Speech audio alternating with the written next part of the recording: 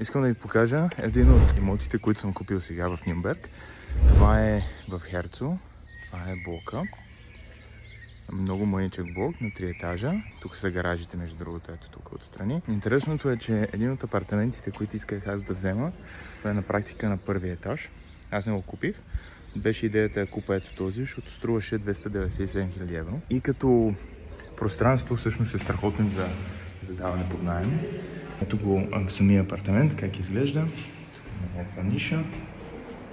Това е доста по-високо от стандартното, може би около 3 метра. Хубав 3-слоен паркет, между другото се слага навсякъде тук. Това е си абсолютен стандарт, просто изглежда много по-хубаво. Доста голяма баня. Баните тук са по 5-6 квадрата. Това ще е кухня, хората още не са си го направили. Но вижте, вие сте на улицата. И спалнята, около 14 квадрата. Като имате навсякъде по-добро отопление, на това дърво е наистина много хубаво. Причината аз да не го взема е защото улицата е пред вас.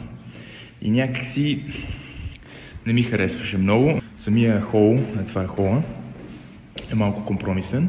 Интересното тук е, че това може да се дава под наем на по-краткосрочни начала и да се мебелира целият апартамент, го даваш на доста голям наем. Но аз реших да взема нещо, което е по-адекватно.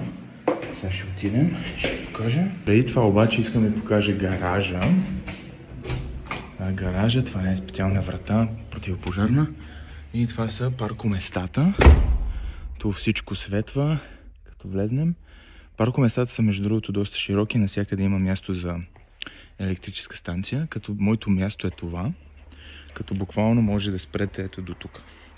Това е мястото, е до там и там се слага една електрическа станция, има всичките изходи. В Германия това си се подготвя, сега имате предвид, тук не е изцяло завършено, защото още не е издаден блока, но си има тукашняк 16. Тук има някаква ниша. Това е тук как изглежда. Хората още работят по вратите. Данкишен. Това е нашия апартамент.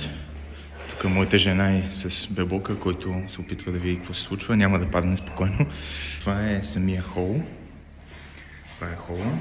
3-слоен паркет. Много хубав.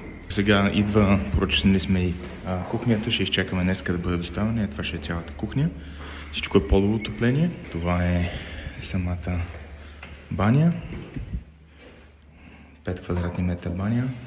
Място за пералния, за сушилния. Това си е тук. Това си е това.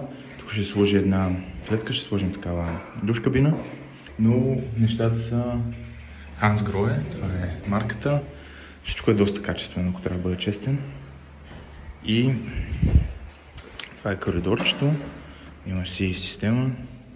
И това е спалнята, 17 квадрата спалня, имаш си място за гардероб.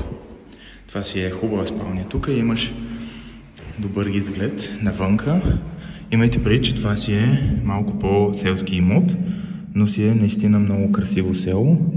Херцо се казва, близо до Нюрнберг. Това е самата спалня. Това е коридорчето.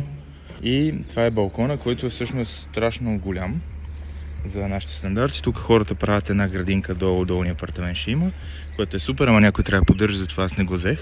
Ние сме на последния етаж и имате една страхотна гледка, която ви се отваря тук.